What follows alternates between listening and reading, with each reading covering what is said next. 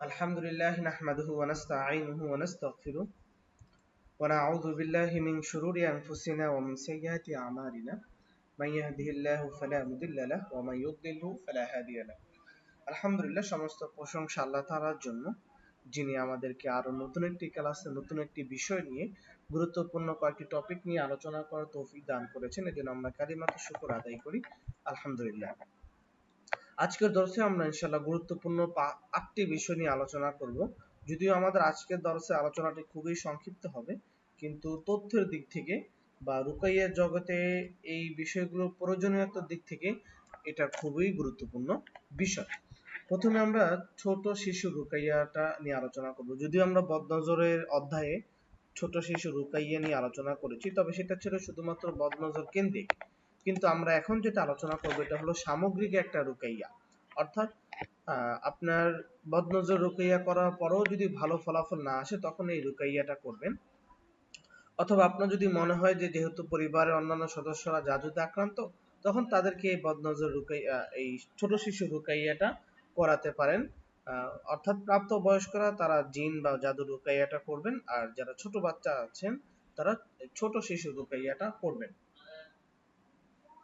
তো প্রথমে আমরা ইনশাআল্লাহ আলোচনা করব ছোট শিশু রুকাইয়াটা কিভাবে করব আমরা ইনশাআল্লাহ। অনেক সময় ছোট বাচ্চাদের মধ্যে আচরণ পরিবর্তন হয়, অভিভাবকের জন্য যেটা খুবই চিন্তার কারণ হয়ে দাঁড়ায়। কারণ হঠাৎ একটা সন্তানের চিন্তা অন্যরকম হয়ে যাওয়া অথবা যে চেতনা রয়েছে এটা পরিবর্তন হয়ে গেলে অভিভাবক, বিশেষ করে সচেতন অভিভাবক, খুবই চিন্তিত হন। একজন পিতামাতা যদিও সে পাগল হয়, কিন্তু সন্তানের প্রতি সে আরো বেশি পাগল। অর্থাৎ তার চিন্তা চেতনা যদিও ঠিক থাকে না। আমরা এমন অনেক পেশেন্টকে দেখেছি যে তার মাথা কাজ করে না, অস্থিরতা কাজ করে না, কিন্তু যখনই সে সন্তানের কাছাকাছি হয় বা সন্তান যখনই তার আশেপাশে থাকে তখন সে একটা ভালো ফিল কাজ করে। তখন তার মনে অনুভূতিটা ভিন্ন রকম হয়, সে নিজেকে একটু প্রাউড ফিল করে। যেমন আপনাদেরকে একটা বাস্তব উদাহরণ দেই। নরসিংদীতে একটা পেশেন্টের বাসায় গিয়েছিলাম। তো পেশেন্টের মাকে খুব গালাগালিজ করে, পেশেন্টের মাকে দেখতে পারে না, বউকে মারতে যায়, মাকে মারতে যায়, কিন্তু যখনই তার সন্তান তার কাছে আছে তখনই সে শান্ত হয়ে যায়, সন্তানের কথা শুনে, সন্তান যেটা বলে সেটাই সে করে। তো এই আদরের এই সন্তানের মধ্যে যখনই অস্বাভাবিক কিছু আচরণ দেখা যায় তখন তারা খুবই চিন্তাগ্রস্ত হয়ে যায়। এখানে কিছু লক্ষণগুলো আমরা দেখিয়েছি যে সাধারণত ছোট বাচ্চারা প্যারানরমাল সমস্যায় থাকলে যে লক্ষণগুলো দেখা দেয়: খাবারের প্রতি অনীহা তাদের থাকে, অতিরিক্ত কান্না করে তারা, এবং কোনো কারণ ছাড়াই তারা কান্না করে। 4 নম্বর, হঠাৎ চিৎকার করে ওঠে কোনো অপ্রয়োজনীয় বা আকস্মিক কোনো শব্দ শুনেই, অথবা আকস্মিক কোনো নতুন কোনো বিষয় দেখে তারা চিৎকার করে ওঠে। ঘুমের মধ্যে অস্বাভাবিক কাজ করতে দেখা যায়, ঘুমের মধ্যে সে হাঁটা চলা করতে থাকে, ঘুমের মধ্যে সে চিল্লায় কথা বলতে থাকে, ঘুমের মধ্যে সে লাথি দিয়ে পা দিয়ে মনে হচ্ছে কাউকে লাথি দিচ্ছে এমন অনুভব করে, ঘুমের মধ্যে সে হাতের ইশারা করে যে ওই যে আম্মু আসতেছে, ওই যে আম্মুটা দেখা যাচ্ছে, ওই যে আম্মু ওই দিনের আঙ্কেলটাকে দেখা যাচ্ছে। বাবাকে বলে, বাবা ওই যে তোমার সাথে যে আঙ্কেলটা দুষ্টামি করে সে আমার সামনে দাঁড়িয়ে আছে। এভাবে বিভিন্ন জিনিস ওই ছোট বাচ্চারা জাদুগ্রস্ত হলে বা জিনের আক্রান্ত হলে এমনগুলো দেখা দেয়। সাধারণত আপনি ঘুমাতে যাবেন তখন ওই আহ, সন্তান আপনাকে বলবে যে বাবা দেখো ওই কোনায় একটা আঙ্কেল দাঁড়িয়ে আছে, বাবা ওই কোনায় একটা আন্টি দাঁড়িয়ে আছে। আম্মুকে বলবে, আম্মু যে আঙ্কেলটাকে আমি সব সময় দেখি ওই আঙ্কেলটা ওই কোনায় দাঁড়িয়ে আছে, ওই আঙ্কেলটা আমাকে ডাকতেছে। এমন বিভিন্ন ধরনের অনুভূতি বা কথা সে আপনাদেরকে বলবে। তারপরে আঙ্গুল দিয়ে ইশারা করবে, অর্থাৎ ঘরের বিভিন্ন জায়গায়, যে আম্মু দেখো ওখানে একটা কি যেন দাঁড়িয়ে আছে, ওখানে একটা পুতুল দাঁড়িয়ে আছে, আম্মু দেখো ওই কোণাতে একজন ছেলে আরেকজন ছেলেকে মেরে ফেলতেছে, আম্মু দেখো ওই কোণাতে আগুন জ্বলতেছে, ওই কোণাতে কি যেন হচ্ছে, ওই কোণাতে কেউ যেন একজনকে মেরে রক্ত ফেলে রাখছে। এমন বিভিন্ন জিনিস ছোট বাচ্চারা আপনাকে আঙ্গুল দিয়ে দেখিয়ে দিবে। এই সকল অস্বাভাবিক আচরণ যদি বাচ্চাদের মধ্যে লক্ষ্য করেন আপনি, তাহলে ওদিকে ফিরে যাবেন। বদনজরের সমস্যাগুলোর ক্ষেত্রে আমরা যে লক্ষণগুলো দেখিয়েছি সেগুলো মিলিয়ে দেখবেন, এবং সন্তানের মানসিক এবং শারীরিক অবস্থার দিকে খুবই যত্নবান হবেন। সন্তানের পরিবেশ যেটা রয়েছে এটা অবশ্যই আপনাকে সুরক্ষিত রাখতে হবে। এটা যদি সুরক্ষিত না রাখেন তাহলে এটা এই সমস্যাটা ক্রমে বাড়তে থাকবে। এবং ছোট বাচ্চাদের ক্ষেত্রে বদনজর রুকাইয়া করবেন, অর্থাৎ এখানে বদনজর রুকাইয়াটা এই জন্যই দেওয়া আছে কারণ সাধারণত ছোট বাচ্চারা বদনজরের আক্রান্ত হয়ে থাকে। এটা মানুষের চেয়ে জিনের বদনজরটা তাদের খুব বেশি লাগে। এই জন্য আমরা এখানে বলেছি যে বদনজরের ক্ষেত্রে এই ছোট বাচ্চাদের প্যারানর্মাল সমস্যার ক্ষেত্রে অবশ্যই আপনারা বদনজর রুকাইয়াটা খুব বেশি পরিমাণে করবেন। তারপরে আরো যে লক্ষণগুলো বাচ্চাদের মধ্যে দেখা দেয় সেটা হলো হঠাৎ করেই বাচ্চারা মায়ের দুধের বুক খাওয়াটা ছেড়ে দিবে, অনবরত অস্বাভাবিক কান্নাকাটি করবে।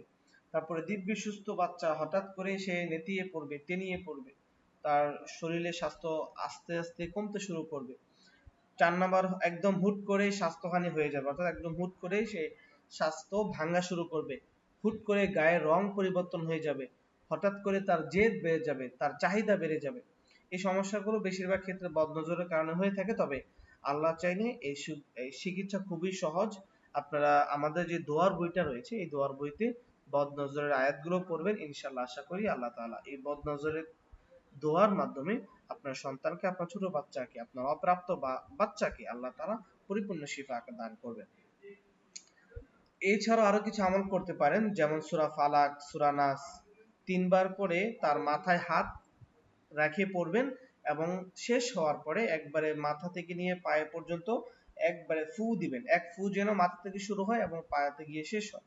তারপরে ওয়াইযুকা বিকালিমাতিল্লাহি তাম্মা মিন কুল্লি শাইতানিন ওয়া হাম্মাহ ওয়া মিন কুল্লি আইনিন লাম্মাহ। এই দোয়াটা খুব বেশি পরিমাণে পড়বেন, কারণ এই দোয়াটা রাসূল সাল্লাল্লাহু আলাইহি ওয়াসাল্লাম তার যেই নাতি রয়েছে হাসান এবং হোসেনকে পড়ে তিনি ফু দিতেন। এবং বাচ্চাদেরকে আজান শোনাবেন, যখনই আজান দিবে তখনই বাচ্চাদেরকে আজান শুনতে বলবেন এবং আজান শোনাবেন। আয়াতুল কুরসি পাঠ করে বাচ্চাদেরকে ফু দিবেন, বাচ্চাকে রুকিয়াত তেলাওয়াত শোনাবেন, খুব বেশি পরিমাণে রুকিয়াত তেলাওয়াত শোনাবেন।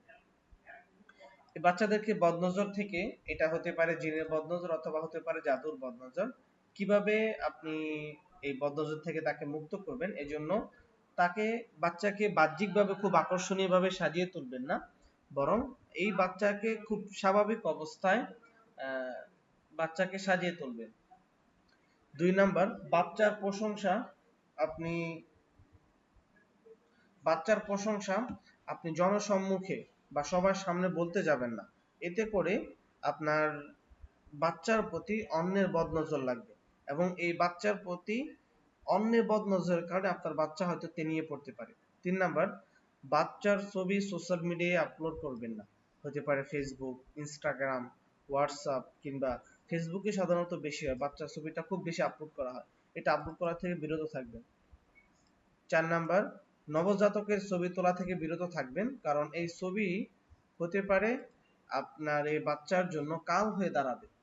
কারণ যেই মার কোনো সন্তান হয় না, যে মায়ের কোনো সন্তান হয় না, এই মা যদি এই বাচ্চাটাকে দেখে সে তৎক্ষণাৎ বদনজর। আচ্ছা, 5 নাম্বার হলো বাচ্চার প্রশংসা শোনার পর আলহামদুলিল্লাহ বলবেন।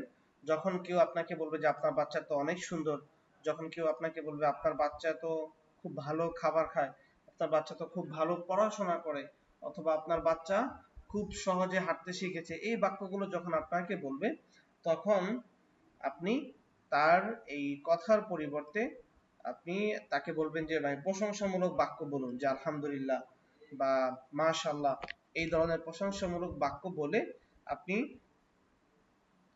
তাকে নিষেধ করবেন সে যেন এই বিষয়গুলো থেকে, বা যখনই আপনার প্রশংসা করবে তখন যেন বিরত থাকে। আচ্ছা, 6 নাম্বার, মাশাআল্লাহ বলা শিখানো ও বলা, অর্থাৎ যখনই আপনাকে কেউ বলবে যে অতিমাত্রায় মুগ্ধ হয়ে যখন আপনার প্রশংসা করবে যে মাশাআল্লাহ, আপনার ভাই আপনার বাচ্চা তো খুব ভালো পড়াশোনা করতেছে, মাশাআল্লাহ ভাই আপনার বাচ্চা তো খুব ভালো খাচ্ছে, মাশাআল্লাহ আপনার বাচ্চা তো খুব তাড়াতাড়ি হাঁটতে শিখেছে, এই বাক্যগুলো যখন বলবে তখন তাকে মাশাআল্লাহ বলতে বলবেন।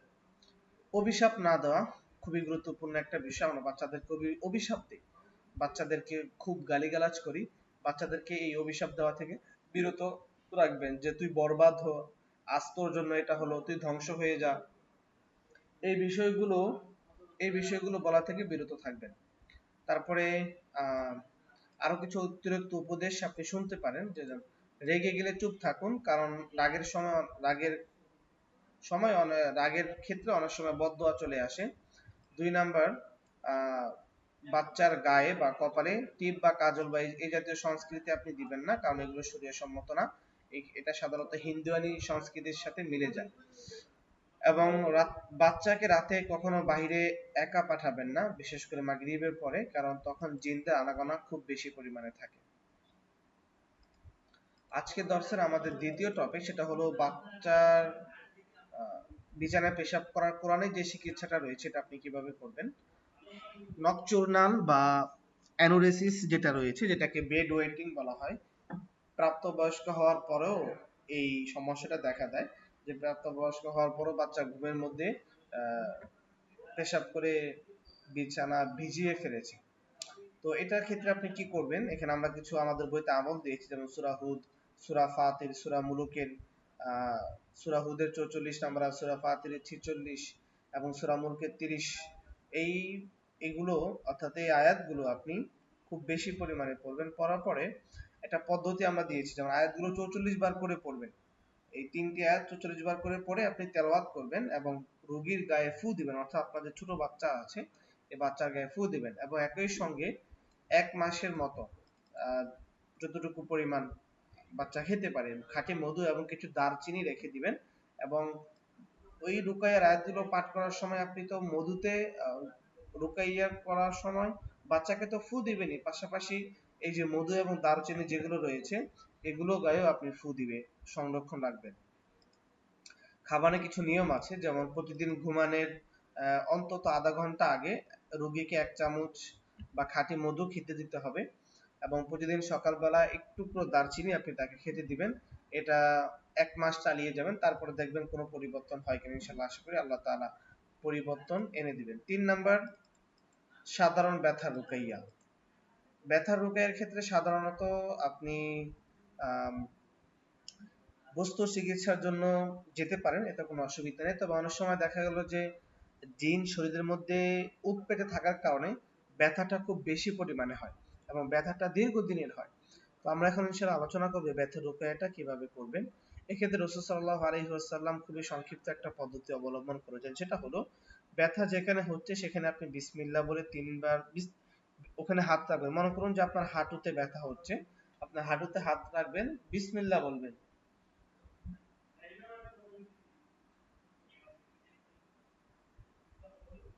বিসমিল্লাহ, তারপরে হাত রাখবেন, বিসমিল্লাহ বিসমিল্লাহ বিসমিল্লাহ, তারপরে 7 বার বলবেন। অর্থাৎ ব্যথার জায়গায় আপনি হাতটা রেখে প্রথমে 3 বার বিসমিল্লাহ বলবেন, তারপরে 7 বার আউযু বিইজ্জাতিল্লাহি ওয়া কুদরাতিহি মিন শাররি মা আজিদু ওয়া উহাদির, এটা খুব বেশি পরিমাণে পাঠ করবেন। ইনশাআল্লাহ আশা করি আল্লাহ তাআলা আপনাকে এই ব্যথা থেকে মুক্তি দিবেন। অনিদ্রা থেকে মুক্তি রুকাইয়া, এটা আমরা অনেকেই আক্রান্ত হই, বিশেষ করে যারা খুব বেশি পরিমাণে ডিপ্রেশনে চলে যায়, তারা এই অনিদ্রা থেকে মুক্তি রুকাইয়াটা নিয়ে আলোচনা করি আর কি। তো অনিদ্রা থেকে মুক্তি রুকাইয়ার ক্ষেত্রে যেটা রাসূল সাল্লাল্লাহু আলাইহি ওয়াসাল্লাম বলেছেন, দোয়াটা আমাদের দোয়ার বইতে এবং বইতে রয়েছে। সবচেয়ে উত্তম পদ্ধতি হলো যখনও দেখতেন যে আপনার ঘুম হচ্ছে না, ঘুমানোর জন্য একবার এই পাশে যাচ্ছেন, একবার ও পাশে যাচ্ছেন, তারপরও হচ্ছে না, তখন একটা পদ্ধতি অবলম্বন করবেন। সেটা হলো যে আপনি বিছানা থেকে উঠে যাবেন, বিছানা থেকে উঠে যাওয়ার পর বিছানা থেকে উঠে যাওয়ার পরে আপনি একটু হাঁটাহাঁটি করবেন, হাঁটাহাঁটি করার পরে উজু করে আবার বিছানায় ঘুমিয়ে যাবেন। অথবা সবচেয়ে সহজ পদ্ধতি হলো যে আপনার পাশে যদি কোনো বই থাকে ওই বইটা খুলে 2-3 পৃষ্ঠা পড়া, তাহলে ইনশাআল্লাহ আশা করি আপনার ঘুম সহজে চলে আসবে। এরপরও যদি কোনো ঘুম না আসে তাহলে একটি দোয়া রয়েছে, যেমন আল্লাহুম্মা গারিতিন নুজুমু ওয়া হাদাতিল উয়ুনু ওয়া আনতা হাইয়ুন কাইয়্যুমুন ইয়া হাইয়্যু ইয়া কাইয়্যুমু আনিম আইনি ওয়াহদি লাইলি, এই দোয়াটা আপনি পড়তে পারেন, যেটা আমাদের বইতে রয়েছে। এখন আমরা কিছু সতর্কতা নিয়ে আলোচনা করব, যে সতর্কতা সাধারণত আমরা আমাদের গ্রামগঞ্জে দেখি। তার মধ্যে একটা হলো 5 পাঞ্জা। 5 পাঞ্জাটা মূলত শিয়াদের একটা সংস্কৃতি, বা শিয়ারা এটা ব্যবহার করে থাকে, যেটা আমরা বিভিন্ন গ্রামগঞ্জে কিংবা শহরের বিভিন্ন জায়গায় দেখতে পাই যে একটা হাতের চিহ্ন, সেখানে কিছু ব্যক্তির নাম আছে, কিছু দোয়ার আছে। তো এটা মূলত শিয়াদের তৈরি একটা পদ্ধতি, যেই হাতের 5টা আঙ্গুলে তারা ফাতেমা রাদিয়াল্লাহু তাআলা আনহা সহ শিয়াদের যে গুরু আছে তাদের নাম সেখানে থাকে। এবং এই সংস্কৃতিটা মূলত ইরান থেকে পাকিস্তানে, পাকিস্তান থেকে ভারতবর্ষে এসেছে এবং ভারতবর্ষ থেকে আমাদের বাংলাদেশে প্রবেশ করেছে।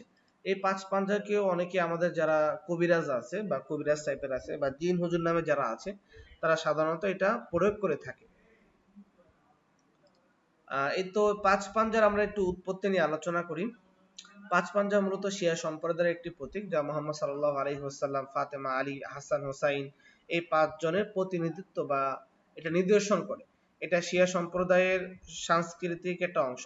এখানে যদিও মুহাম্মদ সাল্লাল্লাহু আলাইহি ওয়াসাল্লামের নাম আছে বা থাকে, কিন্তু সেখানে ইসলামী দৃষ্টিতে এটার মধ্যে তাদের যে চর্চা বা তাদের যে চিন্তা ভাবনা রয়েছে এই পাঁচ পাঞ্জাকে নিয়ে, এটা বিদআতের শামিলের অন্তর্ভুক্ত। তারপর আয়াতুল কুরসি, এটা থেকে আপনি কিভাবে রক্ষা পাবেন এটা নিয়ে আমরা ইনশাআল্লাহ একটু পরে আলোচনা করেছি।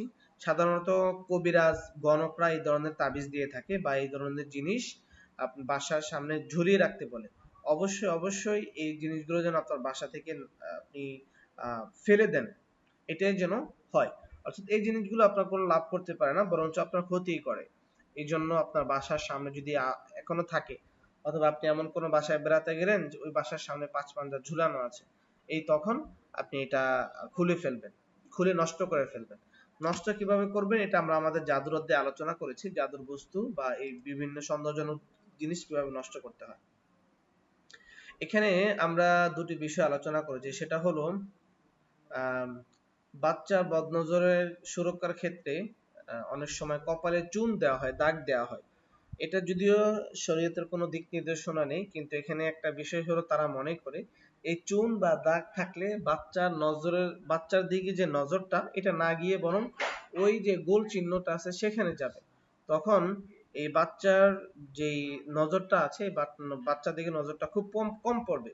এই জন্য তারা সাধারণত বাচ্চার কপালে টিপ দিয়ে থাকে, অথচ শরীয়তের দৃষ্টিকোণ থেকে এটার কোনো ভ্যালু নেই বা এটার কোনো ইয়ে নেই। আপনি আপনার বাচ্চার বদনজরের সুরক্ষার জন্য আয়াতুল কুরসি, সূরা ফালাক, সূরা নাস পড়ে এগুলো পড়ে ফু দিতে পারেন। তারপরে আরেকটা বিষয় এখানে আমরা দেখি অনেক সময় আমাদের ক্ষেত খামারে যে বিভিন্ন জিনিস টাঙ্গানো হয়, জুতা টাঙ্গানো হয়, ঝাড়ু টাঙ্গানো হয়, তারপরে দিয়ে মানুষকে সাজিয়ে দেওয়া হয় যেন আহ যেন এটা যেন এটা মানুষের যে বদনজর যে কেন্দ্রবিন্দু আছে এটা না থাকে, বা যেন বদনজরের প্রভাবটা ক্ষেতের মধ্যে না পড়ে। তো এখানে আল্লামা ইবনে আবিদিন রাহিমাহুল্লাহ যেটা বলেছেন যে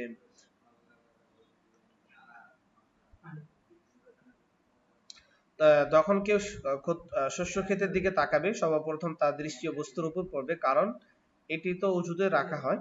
তাই দ্বিতীয় পর্যায়ে ক্ষেতের দিকে তাকানো তার কোনো ক্ষতি করবে না। বর্ণিত আছে এক মহিলা রাসূল সাল্লাল্লাহু আলাইহি ওয়াসাল্লামকে বললেন যে আমরা ক্ষেত খামারের লোক, আমরা ক্ষেতে বদনজরের আশঙ্কা করি, আমাদের করণীয় কি?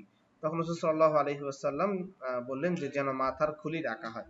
এখন এখানে যে মাথার খুলিটা রাখতে বলা হয়েছে, এটা কি মানুষের মাথার খুলি রাখবে? মানুষের মাথার খুলি যেটা আছে এটা তো শরীয়তের দৃষ্টিকোণ থেকে বৈধ নয় রাখা। আমরা যেটা বৈধ নয় রাখা, কারণ মানুষ সম্মানিত জিনিস, সম্মানিত বস্তু। তারপরে আমরা যদি অন্য প্রাণীর মাথার খুলি রাখা চিন্তা করি, তাহলে এটা অন্যান্য সংস্কৃতির সাথে মিলে যায়। এই যে এখানে যে হাদিসটার কথা উল্লেখ আছে, এটা আপত্তিজনক হাদিস, যেটা আল্লামা ইবনে আবিদিন রাহিমাহুল্লাহ উনি উল্লেখ করেছেন। সবচেয়ে উত্তম পদ্ধতি হলো যে আমরা আমাদের বদনজরের অধ্যায়ে খেতে লুকাইয়া কিভাবে করবেন, যে 4টা পদ্ধতির মধ্যে একটা পদ্ধতি দেখিয়েছি, ওই পদ্ধতিটা আপনি অবলম্বন করতে পারেন। সিহরুত তিলওয়াহ খুবই কমন একটা বিষয়, সেটা হলো আশিক করার জাদু। অনেক সময় আমরা শুনি যে অমুকের মায়া অমুকের সাথে ভেগে গেছে, অমুকের মায়া অমুকের সাথে চলে গিয়েছে, এভাবে আমরা সাধারণত শুনে থাকি। এটা মূলত এই কাউকে তার প্রেমে ফেলার জন্য বা কাউকে আসক্তি করার জন্যই এই সিহরুত তিলওয়াটা করা হয় বা জাদুটা করা হয়।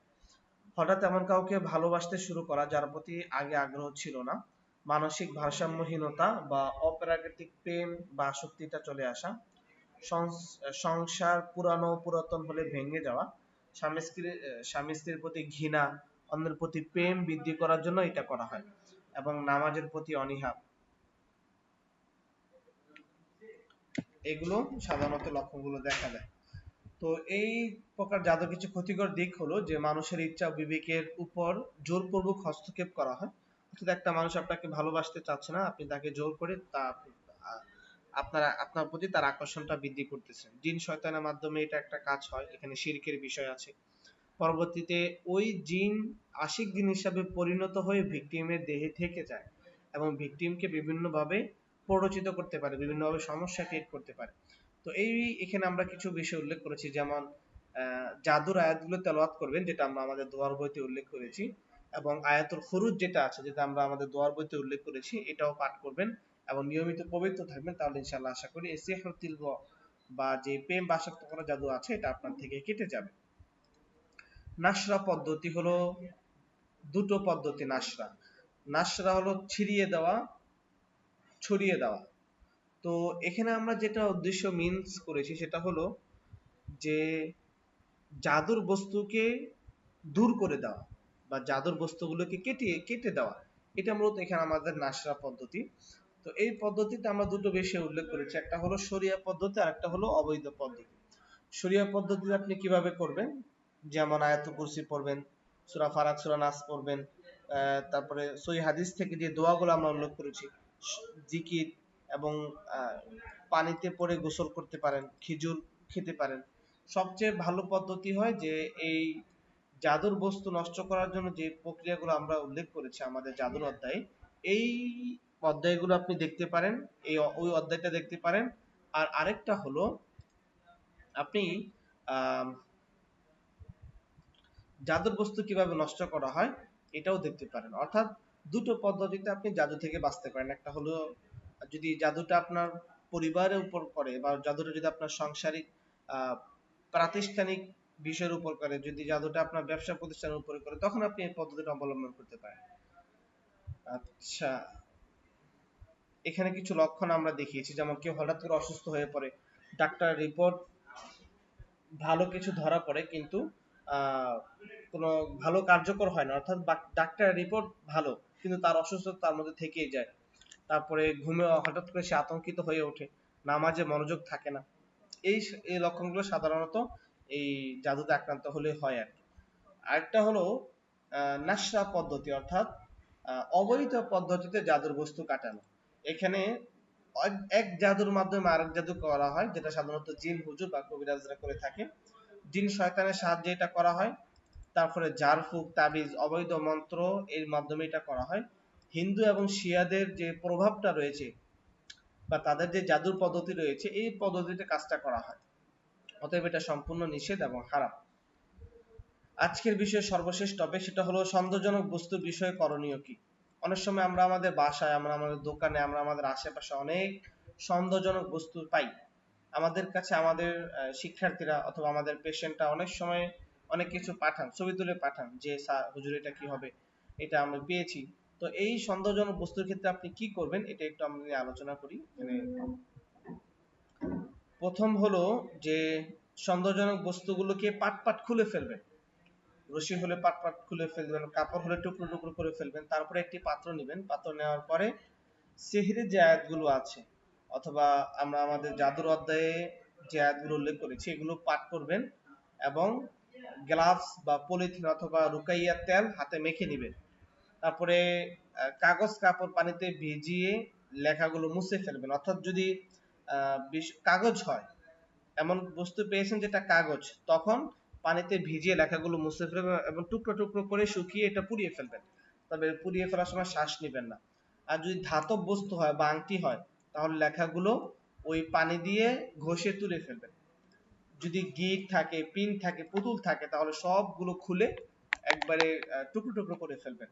ব্যবহৃত জিনিস বা জিনিসপত্র মানুষের যাতায়াতের, এখানে আমরা কিছু উল্লেখ করি, যেমন ব্যবহৃত পানি, যে পানিটা আপনি ব্যবহার করবেন, দোকান বা জিনিসপত্র যেগুলো থাকবে জাদুর বা আপনি যে জিনিসটা পেয়েছেন এটা মানুষের যাতায়াতের জায়গায় ফেলবেন না, বরং এমন জায়গায় ফেলবেন যেখানে মানুষ যাতায়াত করে না।